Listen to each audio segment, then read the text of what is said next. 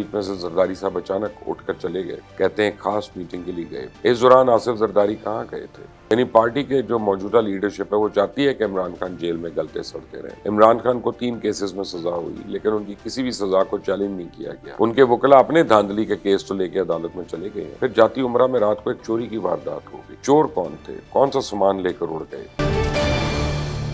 अस्सलाम वालेकुम, आप देख रहे हैं मुबश्शिर लुकमान यूट्यूब चैनल। मेरा नाम मुबश्शिर लुकमान है और पिछले 24 घंटे में बड़ी अहम सियासी डेवलपमेंट्स हुई हैं। सियासत के ऐवानों में काफ़ी हलचल है। इस वक्त जोड़ तोड़ का बाजार गर्म है। अक़लियत को अक्सरियत और अक्सरियत को अक़लियत में बदलने का काम जारी है। यानी आज़ाद अरकान जो है वो नून लीग में शामिल हो रहे हैं। वक्त का में मुकाबला बड़ा सख्त है। वज़ीर आज़म कौन होगा, वज़ीर आला पंजाब का ताज किसके सर सजेगा, ये तमाम फैसले भी हतमी तौर पे होना बाकी हैं। अभी बहुत सी अफवाहें और सारी सूरत हाल के बारे में आज आपको आगाह करूंगा।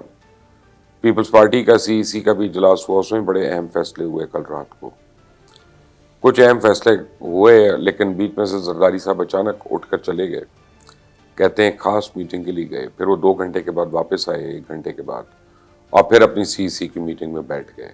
वो किधर गए ये अभी तक आपको बताना है, और गए भी वो बगैर किसी प्रोटोकॉल के। फिर जाती उमरा में रात को एक चोरी की वारदात हो गई। चोर कौन थे? कौन सा सामान लेकर उड़ गए वहां से, जाती उमरा से? इस पे भी बात करूंगा आज इस वीडियो में। आप देख रहे हैं मुबश्शिर लुकमान यूट्यूब चैनल। इसको सब्सक्राइब करिएगा, बेल आइकॉन को प्रेस करिएगा, ताकि मज़ीद अपडेट्स जो हैं वो आपको खुद बर वक्त मिलती रहें। हुकूमत साजी के लिए बड़े अहम तरीन दिन है, और मेरा ख्याल है कि आज 13 तारीख है, लेकिन 20 या 22 से पहले हुकूमत शायद हमें पूरी तरह ना बने और हमारे सामने ना आए। और बड़े अहम फार्मूलाज डिस्कस हो रहे हैं। सबसे पहले ये भी खबर आई कि जी पीपल्स पार्टी और नून लीग इक़्तिदार शेयर करेंगे। पहले 2 साल 3 साल जो है नून लीग का वज़ीर आज़म होगा, फिर आखिरी 2 साल जो है पीपल्स पार्टी का वज़ीर आज़म होगा। ये बज़ाका खेज़ किस्म की अरेंजमेंट लगती है मुझे। मुझे ये समझ में नहीं आती है।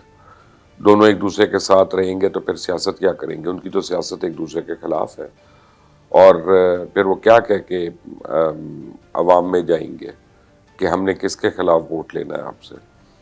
तो ये एक साथ चल नहीं सकते हैं। और फिर अगर तहरीक अदम एतमाद आ गई तो फिर क्या होगा? मज़ीद गंद हो जाएगा। दरमियान में अगर ताल्लुकात ख़राब होते हैं तो फिर क्या होगा? हमने देखा कि PDM ने किस तरह तबाही फेरी पहले, क्योंकि सारे अपनी अपनी बोटी के लिए लगे हुए थे। अब उसी फॉर्मूले के तहत अगर हुकूमत चलानी है तो फिर IMF का क्या होगा, जो आगे मुश्किल डिसीजंस लेने हैं, प्राइवेटाइजेशन करनी है, पावर प्रोजेक्ट्स के ऊपर होना है, CPEC के ऊपर होना है। तो इसमें तो हर एक का डिफरेंट पॉइंट ऑफ व्यू है। वो एक पेज पे कैसे आएंगे? एक हुकूमत IMF से डील करेगी, दूसरी IMF से बात करेगी। बड़ा नुकसान हो सकता है इस बात का। बहरहाल महंगाई का जिम्मेदार दोनों एक दूसरे को ही ठहरा देंगे। तो अहम वजारतों का क्या होगा? क्या पहले बिलावल भुट्टो वज़ीर ख़ारजा बनेंगे, फिर इस्तीफ़ा देंगे, फिर वज़ीर आज़म बनेंगे? शहबाज शरीफ पहले वज़ीर आज़म बनेंगे, फिर इस्तीफ़ा देंगे, और फिर कोई एनर्जी के मिनिस्टर बन जाएंगे? ये पॉसिबल नहीं है, ये मुझे नहीं लगता। एक बहुत बड़ी सियासी मैस हो सकती है इस फॉर्मूले के तहत। इसका नतीजा भी कोई इतना खातिर खा नहीं होगा। पीपल्स पार्टी के CEC के हवाले से कल जो है बड़ी अहम बातें आई सामने, क्योंकि जब तक इजलास जारी रहा उसमें तो फैसला नहीं हो पा रहा था कि क्या करना है। कल पीपल्स पार्टी की सेंट्रल एग्जीक्यूटिव कमेटी का इजलास जो है वो बेमाना ख़त्म हो गया। शहरी रहमान ने कहा कि हुकूमत साजी के लिए हमसे सारी जमातों से रब्ता करेंगे। इस सिलसिले में एक छोटी सी कमेटी भी बनाई जाएगी जो सियासी जमातों से मुशावरत करेगी। आज मामलात मुकम्मल नहीं हुए, मंगल को भी इजलास जारी रहेगा, यानी आज के दिन इजलास जारी रहेगा। लेकिन हकीकत में पीपल्स पार्टी की CEC इजलास में अक्सरियत ने नून लीग के साथ हुकूमत साजी की बड़ी शदीद मुखालफत की है। अक्सरियत ने राय यह दी कि पार्टी को अपोजिशन में बैठना चाहिए, क्योंकि उनको लगता है कि अपोजिशन में बैठने से सियासी फ़ायदा होगा। उनको मुश्किल फैसले नहीं करने पड़ेंगे, जो फौरी जो भी हुकूमत बनाता है उसको करने पड़ेंगे। ये तजवीज़ भी दी कि इंतखाबात में अक्सरियत हासिल करने वाली जमात को हुकूमत बनाने की बाज़ाब्ता दावत देने की भी पेशकश होनी चाहिए। यानी PTI ने अगर ज़्यादा सीट्स ले ली हैं तो उन्हें भी हुकूमत में शामिल होने की दावत दी जाए। CEC का इजलास जब शुरू हुआ है तो उसके आधे घंटे के बाद साबिक सदर आसिफ अली जरदारी बगैर प्रोटोकॉल के इजलास छोड़कर चले गए। 2 गाड़ियों के काफिले में वो निकले हैं जरदारी हाउस से, और 1 घंटे के बाद आए और वापस फिर इजलास में शरीक हुए। इस दौरान आसिफ जरदारी कहाँ गए थे इसके बारे में तो कोई कंफर्म बात नहीं है।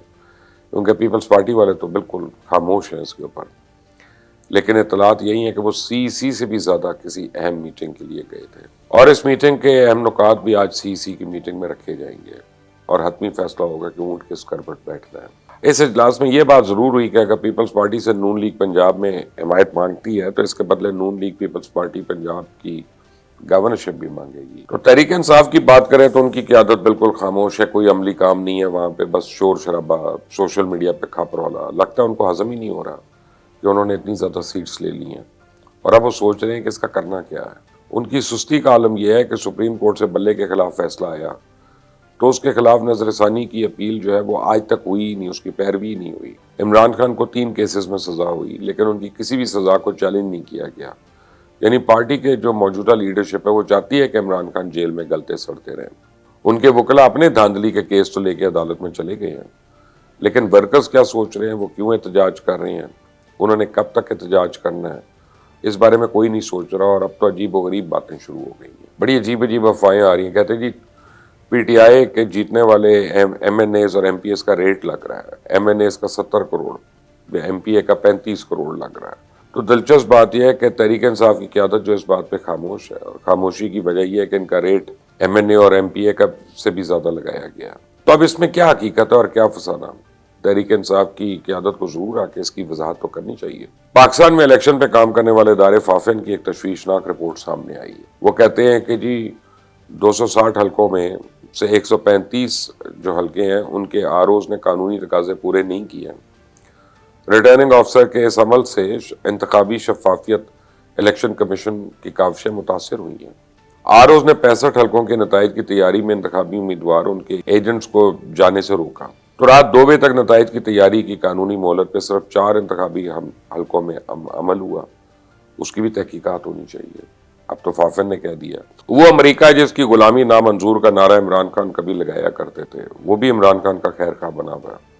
رات ان کے دفتر خارجہ کی طرف سے ایک اہم بیان آیا، وہ کہتے ہیں کہ جی ہم پاکستان کے لوگوں کو مبارکباد دیتے ہیں اور الیکشن کے دوران لوگوں پہ تشدد کی مذمت اور دھاندلی کی تحقیقات کا مطالبہ بھی کرتے ہیں۔ امریکہ نے عوامی اور نجی طور پہ بھی تحفظات کا اظہار کیا، دھاندلی کے دعووں کی چھان بین کرنی چاہیے۔ اس حکومت کے ساتھ کام کریں گے جسے پاکستانی عوام منتخب کرتے ہیں، زور دیتے ہیں کہ قانون کی حکمرانی اور آئین کا احترام کیا جائے۔ پاکستانی حکومت سے کہا ہے کہ جی وہ نتائج کا احترام کرے، انتخابات سے متعلق تشدد، انٹرنیٹ فون سروس کی بندش کی مذمت کرتے ہیں۔ آزادانہ تحقیقات کے لیے پاکستان کا قانونی نظام پہلا مناسب قدم ہوگا۔ تو آخر میں آپ کو بتاتا چلوں کہ مریم نواز کے رائیونڈ میں فارم ہاؤس پہ رات کو چوری ہوئی ہے۔ چوری کی یہ واردات ہوئی، چور ملازمین کو یہ ارغمال بنایا، انہوں نے نقدی اور موبائل چھین کے لے گئے، اس کے ساتھ ہی ملازمین پہ تشدد بھی ہوا۔ نون لیگ کے مطابق آنے والے ممکنہ وزیر اعلیٰ پنجاب کے فارم ہاؤس اس طرح کی واردات وہاں پہ ہونا کافی بڑے سوال کھڑے کر رہی ہے۔ مستقبل میں انہوں نے پورے صوبے کو سنبھالنا ہے، بڑے بڑے فیصلے کرنے ہیں، صوبے کی سیکیورٹی کا خیال رکھنا ہے۔ تو جو اپنے گھر کی سیکیورٹی کا خیال نہ رکھ سکے گا، اس صوبے کی سیکیورٹی کا کیا خیال رکھے گا؟ کیا مریم نواز اس کا جواب دیں گی؟ مشکل ہے، اس کا جواب نہیں ملے گا ان سے۔ آپ دیکھ رہے ہیں مبشر لقمان یوٹیوب چینل، اس کو سبسکرائب کریں، بیل آئیکن کو پریس کریں۔ انٹل دی نیکسٹ ٹائم، اللہ حافظ۔